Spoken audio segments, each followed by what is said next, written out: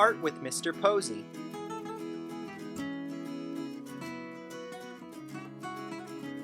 Nature art, flower drawings. Hi there, kindergartners and first graders.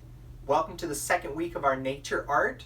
Today we're going to look at how you would draw some simple flowers. There are a couple of different kind of flowers you could draw. One would be the one with a circle in the center and petals coming off from the circle.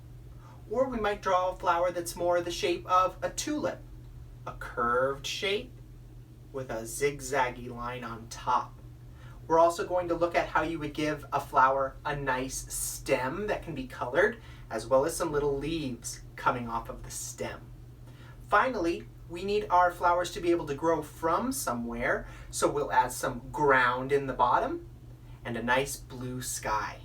Now when I get to the point where I'm ready to color my flowers, my ground, and my sky, I'm going to use crayons to color in the flowers, and I'm going to use watercolor paint for the background. The reason I'm using crayons and watercolors is because if you color really thick with crayons and then paint over it with watercolor paint, the watercolor paint will want to stick to the paper around the flower, and it won't stick to the paper where that waxy crayon is, and you can just wipe it right away. It makes your painting part a lot easier. Here's how you can draw some simple flowers and a background. We'll start with a flower that has petals and a circle center. Anywhere on my paper, I'll draw a medium-sized circle, the best that I can, and then coming out from the edge of the circle, my petals are these long bump shapes. They go all the way around, and I try to make each one just about the same as all of the rest.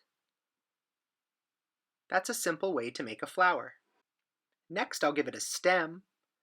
Instead of doing just one line, I'll do two lines next to each other so that later I can color that stem green. My leaves come off of my stem like lemon shapes.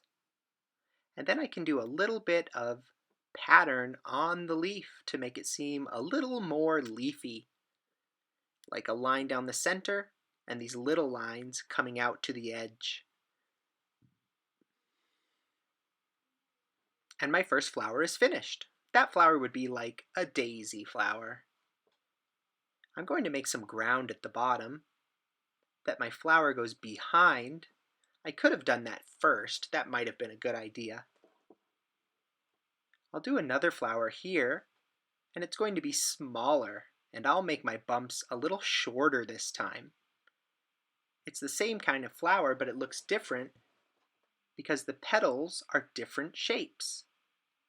I have my stem with two lines and my lemon leaves with that nice pattern. As you work on this, you can put flowers wherever you want, make them as big as you want. I'll make a tulip style flower. I start with the big letter U, and then I connect the top together with a zigzag line. It's like a tulip. For my stem, remember not one but two lines, and then some leaves coming off the side of the stem. Your leaves can be different shapes and different sizes. 3 flowers, 2 petal flowers, and 1 tulip. Here's another flower that would be a challenge. This is a petal flower with 2 rows. So I'll do my first row of petals going around from the center just like my other flower. And then I'll do a petal between each petal. It's almost like there's a row of petals behind the first row of petals.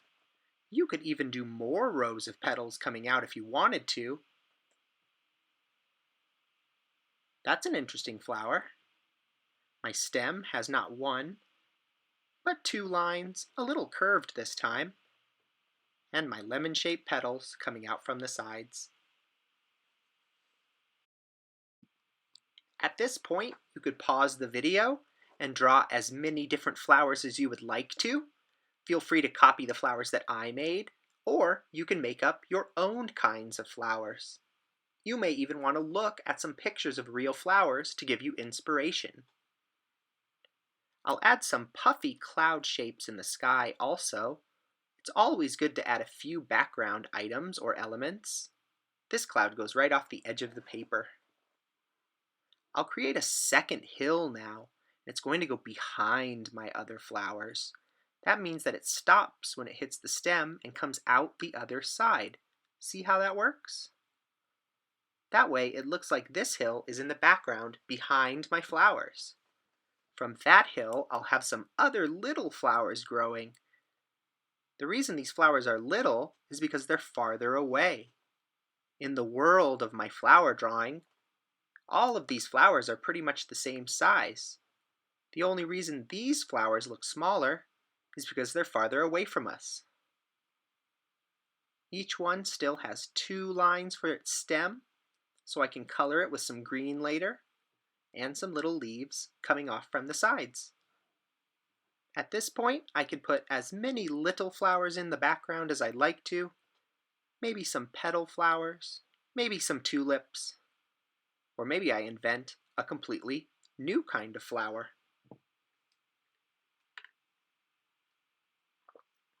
If you would like to, you could also add little creatures like worms or bugs under your flowers, or maybe even a bird in the sky. At this point, I'm happy with my flower drawing, and I'm ready to color it.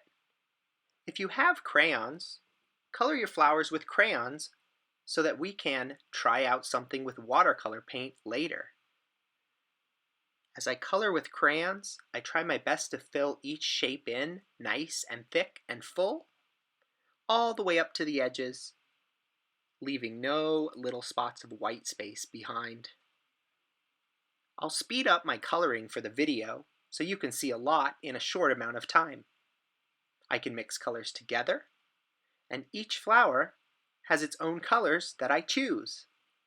My flowers can be any colors that I can imagine, or I guess any colors that I have in my crayon box. I can make more than one flower the same color, so it looks like they're the same type. I could even make petals on the same flower all different colors if I wanted to. Be as creative as you want with your coloring. Create your colorful world in any way that you can imagine it.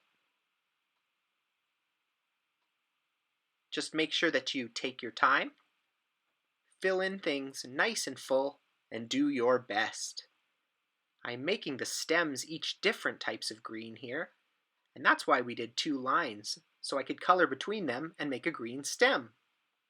Now that all of my flowers and stems are colored nice and thick with crayon, I am ready to use some watercolor paint for my ground and my sky. If you don't have watercolor paint at home, that's okay. You could color your ground with some markers or crayons.